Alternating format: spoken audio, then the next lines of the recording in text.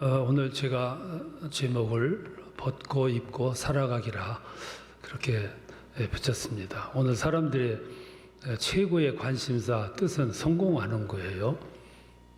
성공할 수만 있다면 이게 소망입니다. 성공이라는 것 때문에 사람들이 매일같이 긴장하고 또 더 나가서 또 피곤하기도 하고 신경을 많이 쓰며 살아갑니다. 근데 성경을 보면 성공하라는 말은 안 하셨어요. 그보다 더 소중한 것들이 있기 때문에 더 소중한 것이 뭐냐 하면 어떻게 살아가냐. 그게 더 소중한 거죠. 그 삶의 내용에 따라서 성공도 주어지고 실패도 주어지기 때문에. 그래서 오늘 성경을 보면 우리 신앙인들이 세상에서 살아가는 삶의 방법과 내용을 제시를 해 주셨습니다. 오늘 본문을 보면 구습을 쫓는 옛사람을 벗어버리고 구속함으로 지으심을 받은 새 사람을 입으라 이렇게 말씀을 해요. 에베소서 4장의 주제가 새로운 삶입니다. 변화된 삶, 또 구원받은 삶, 영적으로 인침을 받은 삶, 이제 그런 삶을 말씀을 해요. 그래서 오늘 본문을 보면 자연인 한 사람이 신앙인으로 이렇게 만들어져 가는 과정을 설명을 하고 있어요. 다시 한번 여러분 자신을 돌아보고 이 말씀을 되새겨 봤으면 합니다. 오늘 성경을 보면 세 가지 신앙인이 되어가는 과정을 세 가지로 나눠서 말씀을 했어요. 첫 번째 과정은 구습을 쫓는 옛사람을 벗어버리는 과정입니다. 옛사람은 예수를 알기 전에 자연인이었던 나 자신을 옛사람이라 그래요. 그때 난 예수와 상관이 없었죠. 내 삶의 중심은 나밖에 없었어요. 내 이익 중심으로 살았고 욕망에 끌린 삶을 살았어요. 이제 그 시대 그 삶을 가리켜서 옛사람의 시대라 그렇게 말할 수 있어요. 그래서 그 모든 기준은 내가 기준이에요. 그래서 내게 이익이 된다면은 그건 무엇이나 구분할 것 없이 고민 없이 받아들이며 살아갈 때 그때가 그때예요. 예수와 상관이 없는 그런 시대, 그 상태를 가리켜서 옛사람의 시대다 그렇게 말합니다. 우리 다 옛날 그렇게 살았잖아요. 그렇게 살아가다가 오늘 성경 말씀에 말씀한 것처럼 벗어버리라. 그래서 벗어버렸어요. 이게 오늘 우리들의 모습입니다. 이렇게 다 벗어버리는 선언식이 세례였어요. 세례는 뭐냐면 나 이제 벗어버렸다. 던져버렸다. 이제는 내 소속을 분명히 한다. 나는 옛사람 아니고 주님의 세계에 나는 포함된다.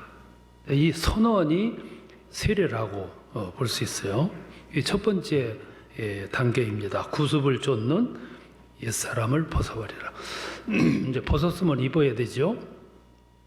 두 번째, 하나님을 따라 의와 진리의 거룩함으로 지으심을 받은 새 사람을 입으라 그랬어요. 입습니다. 어떻게 입냐면은 내 중심이었던 옛 사람을 벗어버리고 새 중심을 만드는 거죠. 주님 생각으로, 주님 뜻으로 영적으로 거듭남의 과정을 거치게 되는 거죠. 그러니까 옛날 자연인인 내가 예수를 믿음으로 말미암아 벗어 던지고 거룩함을 받은 새 사람으로 지음을 받게 된 겁니다. 그 재창조라고 그렇게 말씀을 해요. 여러분 모두 옛날에 어둠의 세계에서 살았어요. 그리고 어둠의 목적을 추구했고 그러다가 마침내 구습을 쫓고 살아가던 삶을 이렇게 다 벗어 던지고 새로 지음을 받게 됐습니다. 오늘 모두 예수 안에 들어와서 다 벗어 던지고 새로 입었지 않습니까? 그 결과 우리는 완벽하지는 않지만 주님의 제자가 됐고 백성이 됐고 그리스도인이 됐고 신앙인으로 지금 살아가고 있습니다. 이 구별된 삶을 살아가고 있는 거죠. 이것을 벗고 새로 입었다. 이렇게 표현을 하는 겁니다. 새 옷을 입은 사람은 꼭 필요한 삶의 덕목이 하나가 있어요. 그게 뭐냐면 고백하는 삶이에요. 이 고백은 세 부분의 고백이 됩니다. 먼저 내 자신에게 고백을 하는 거예요. 나는 주님의 제자다. 이제는 나는 주님 편에 섰다. 두 번째는 주님을 향해서 고백하는 거예요. 나는 주님의 자녀입니다. 주님의 제자입니다. 그 세 번째는 세상에 고백하는 거예요. 누구든지 나를 괴롭히지 말아라. 내 몸에 예수의 흔적을 가지노라. 나는 이제부터 예수만 알기로 작정하노라. 이게 사도 바울의 고백이에요. 만인에게, 세상 사람들에게 고백하는 거죠.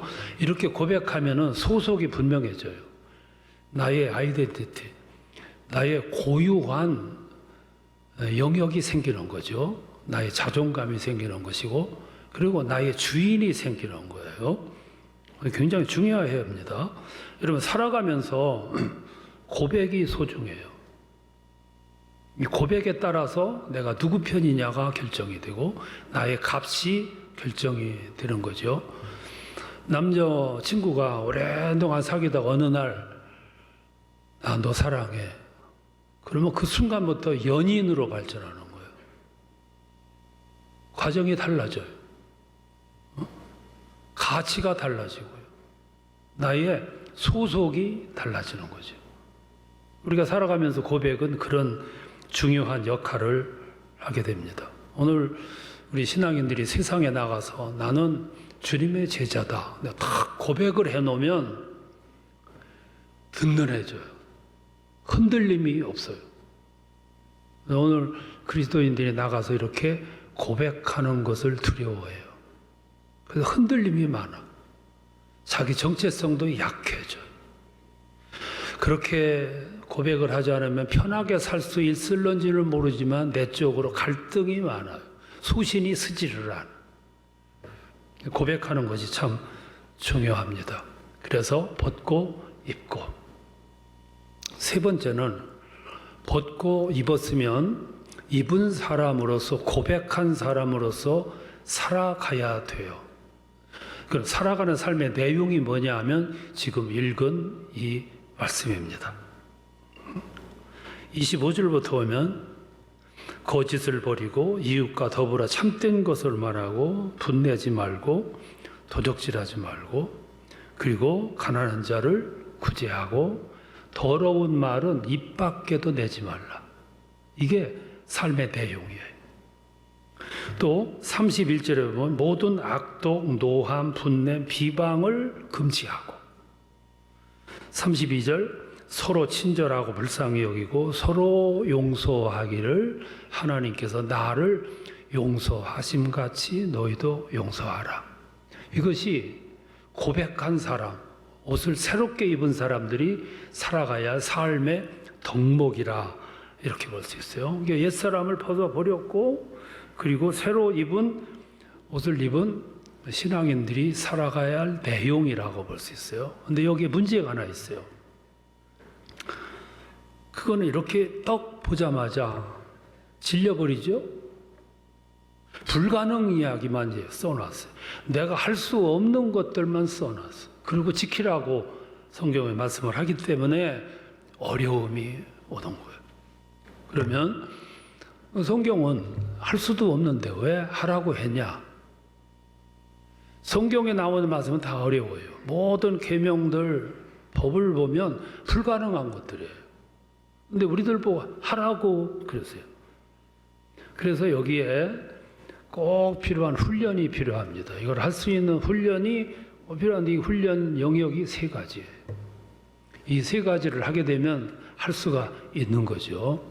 첫 번째 훈련 덕목이 뭐냐면 성령께 의존하라. 이게 방법 가운데 하나.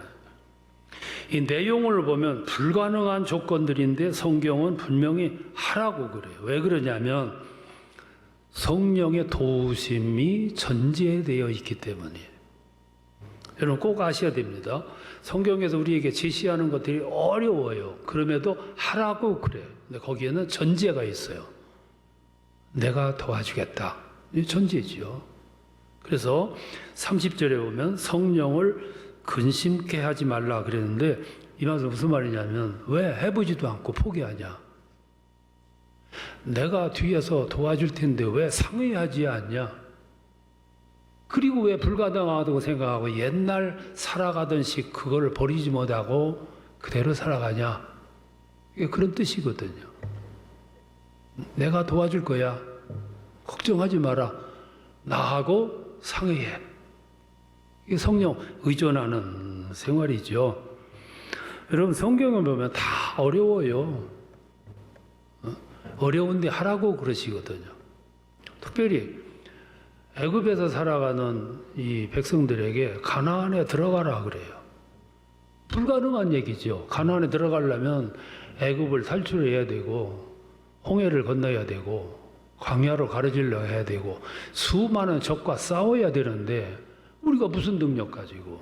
근데 가라고 하시는 말씀은 배후에 내가 너와 동행할 거야. 그게 전제되어 있는 거예요. 여러분 전쟁이 일어나잖아요. 그러면 사사를 하나 불러가지고 나가 싸워. 그 말은 내가 너와 함께 해서 이기게 할 거야. 그거거든요. 하나님이 모세에게 목말라 물 달라고 하는 백성들을 향해서 야 반석을 쳐 그리고 반석을 향하여 물을 내라 명령해라. 불가능한데 명령하시거든요. 그 명령 배후에는 전제가 깔려 있는 거예요. 내가 줄 거야. 이기게 할 거야. 물을 내가 줄 거야. 그래서 우리 신앙생활은 처음에서 끝까지 꼭 있어야 될 것이 뭐냐면 성령께 의존하는 생활이에요. 이것이 없으면 신앙생활이 불가능해요. 첫 번째가 성령 의존 생활이에요. 두 번째는 마음 관리입니다. 여러분 마음은 참 소중한 부분이에요. 마음은 깊고 넓어요. 어떤 사람은 마음이 얇은 사람도 있긴 있어요. 마음은 신비한 영역이에요. 상처받기도 쉽고 마음은 풍성하기도 해요. 근데 문제는 마음이 있기는 있는데 어디 있는 줄을 몰라. 마음이 어디 있습니까? 있긴 있어요. 근데 어디 있는지 몰라. 그래서 관리가 중요해요. 왜 관리가 중요하면 있기는 있는데 어디 있는지를 모르기 때문에 마음은 상하기가 쉽고 상처 입기가 쉬워요. 그래서 마음이 병들면 고치기가 힘듭니다. 어디 있는지 모르기 때문에. 보세요. 감사, 기쁨, 찬양, 칭찬, 웃음, 희락, 화평이 마음에서 나와요. 동시에 불평, 원망, 시비, 증오 이게 마음에서 나와요. 왜 이렇게 다르냐 그러면 어디서 차이가 있냐면은 관리 여하에 따라서 달라지는 거예요. 마음 관리가 잘 된 사람은 마음에서 감사, 기쁨, 칭찬, 희락, 평화가 나오는데 마음 관리가 안 된 사람은 게을러 가지고 논 밭, 땅을 방치해 가지고 잡초가 무성한 것처럼 관리가 안 되면 내 마음 속에서 불평, 불만, 원망, 시비, 쓴물 이것들이 나올 수밖에 없는 거예요. 무서운 얘기예요. 그래서 마음 관리가 중요한 거예요. 모세를 보세요.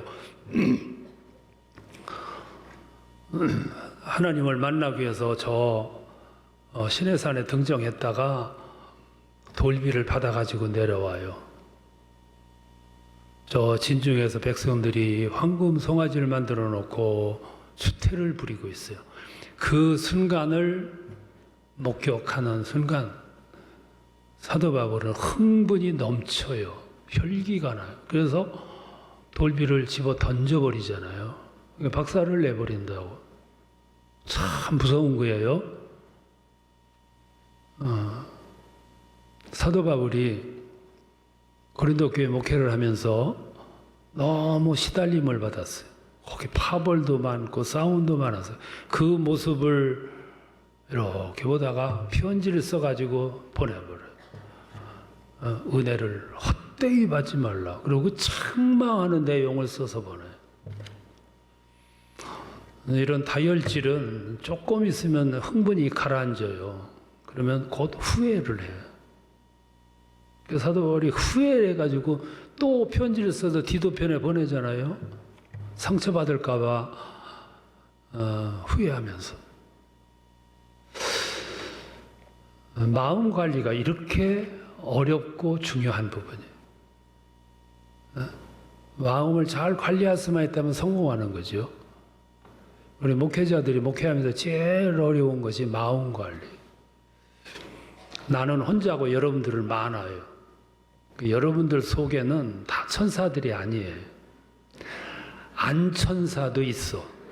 이 안천사들이 목회자의 마음의 감정을 상하게 할 때가 있어. 그래도 오늘 목회자들이 모세보다 사도 바울보다 훨씬 훌륭해. 그래서 화난다고 성경 집어던지는 목회자는 없잖아.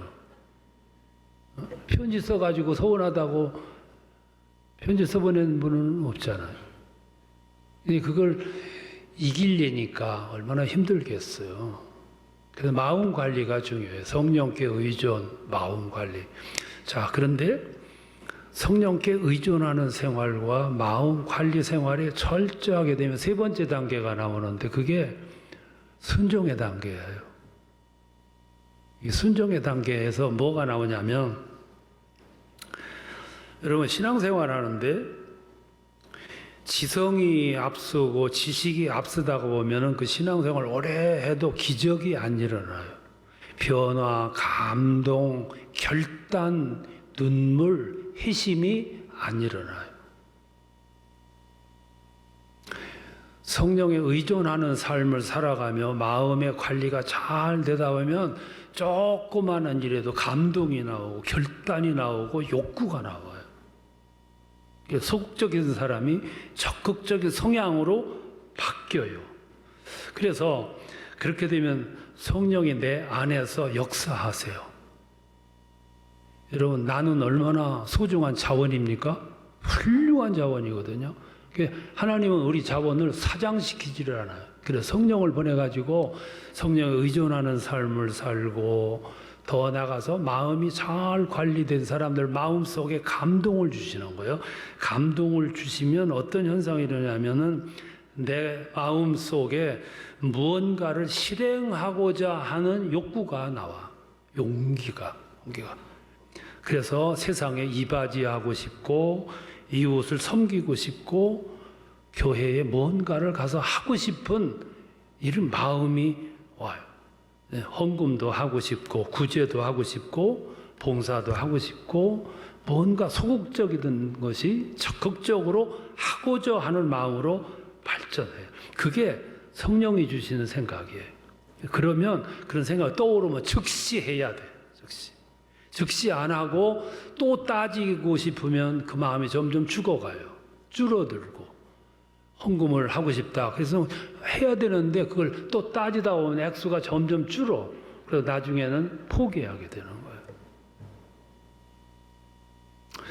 성령은 우리에게 이렇게 역사를 해요. 교회를 건축한다 그러면 모든 분들이 침통해져요. 걱정이 앞서. 근데 전에는 뭐 또 그런 걸 하냐 그러다가 이번에는 내가 동참해야지. 선교지를 위해서 뭘 한다 그러면 이번에는 내가 동참해야지. 이게 이렇게 성향이 바뀌어지는 거죠. 그러니까 내 생각이 아니에요. 그것이 성령께서 나에게 제시하는 길인 거죠. 방법이고 차원으로 바뀌어지는 거예요. 뿐이에요. 내 마음속에 어느 순간부터 다짐하게 되고 각오하게도 돼요. 그것도 성령께서 내 마음을 움직이시는 거죠. 그래서 그냥 생각 없이 살던 어떤 아빠가 좋은 아빠가 돼야지. 이게 어느 날 갑자기 생긴 마음이에요. 이게 또 보세요. 직장인들이 어느 날 마음속에 새로운 마음이 떠올라. 이 직장도 이 하나님이 내게 주신 일터야. 그러면 달라지는 거예요. 응? 교사가 아이들을 이렇게 가르치다가 습관적으로 하다가 어느 순간 이게 하나님이 나한테 맡겨주신 아이들이야. 이 마음이 확 드는 순간 뭐가 나오냐면은 천직의식이 발동되는 거예요. 하나님이 나에게 특별히 맡겨주신 천직이야. 얼마나 소중하게 바뀌겠어요? 옛 습관 때문에 길들여져 가지고 끊기가 어려웠고 해결하기가 어려웠는데 어느 순간 그래도 끊어야 돼. 해결해야 돼. 이 쓴뿌리를 뽑아야 돼. 그 순간부터 스무스하게 풀려나가는 거예요. 그러니까 나의 삶이 바뀌어지는 거고 내 삶의 주변에서 역사가 일어나는 거예요. 또 이렇게 생활하다 보면 성령께서 잘 조절된 내 마음속에 또 생각을 주시는 거예요. 내가 좋은 이웃이 되주는 거죠. 여러분, 좋은 이웃을 만나는 것도 복이지만 내가 좋은 이웃을 되주는 것도 축복이에요. 그것도 성령께서 내게 주시는 아이디어죠. 믿어주는 것도 얼마나 큰 축복이에요. 내가 저를 믿어주고 저 사람이 나를 믿어주는구나. 그것이 삶으로 나오는 거죠. 여러분, 돈 좀 있는 분들은 큰 꼽을 쳐가지고 그걸 어떻게 더 살려고 발버둥 치면은 비참해지는 거예요. 돈이 있고 내가 건물이 있으면은 전세금을 주고 월세를 줄 때 좀 깎아주는 거예요. 내가 이 집이 있고 또 한 집이 있어요. 그러면 월세를 주고 전세를 줄 때 좀 깎아줄 수 있어요. 얼마든지 할 수 있거든요. 그러면 그 사람들의 삶이 엄청나게 변화되고 그 사람들의 변화가 세상 변화로 이끌어지는 거예요. 여러분, 월세를 깎아줬어요. 그러면 그 사람들의 생활이 훨씬 윤택해지잖아요. 생활이 윤택해지면 얼굴이 표가 나요. 화평이 돌아. 화평이 돌면 그 사람들의 가정 속의 관계가 새로워져요. 웃음이 나와. 행복함이 나오고, 그러면 그 웃음과 행복함이 주위로 퍼지는 거예요. 퍼지면은 그 주위가 새로워지는 거거든요. 우리 그리스도인들은 예수를 알게 된 것이 복 중에 최고의 복이에요. 그 덕분에 우리는 구원받았고 하나님의 자녀가 됐고 천국을 선물로 받았어요. 그럼 그것으로 다냐? 아니거든. 우리들에게 몫이 주어졌어요. 그 몫이 오늘 읽은 성경에 나와 있는 말씀. 이것을 시행하려고 해보니까 불가능이야, 불가능. 그래서 해야 되는 것이 뭐냐면 성령께 의존하라는 거예요. 그분과 상의하고 의존하고 의탁하고 기대고. 나는 할 수 없지만 그분은 할 수 있거든. 의존하라. 더 나아가서 그 의존하고 더 기다리기만 있는 게 아니고 내 마음의 세계를 관리하는 거예요. 건강하게. 내 마음이 소중하듯이 내 마음도 소중하기 때문에 내 마음도 관리해야 되지만 내 마음에도 관리를 해줘야 돼. 상처받는 이야기나 상처받는 대화가 없어야 되거든. 그리고 그렇게 되면 순간마다 내 마음속에서 성령이 나를 놔두지를 않아요. 사용하시려고 이 생각 저 사람과 자꾸 보내시거든. 그때마다 그거를 따지고 또 그러면 없어져 버려요.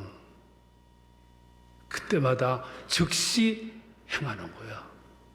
그러면 여러분들의 인생은 여러분들의 인생이 아니고 우리 주님이 핸들하시고 경영하시고 움직이시는 인생을 살아가시게 되는 거야.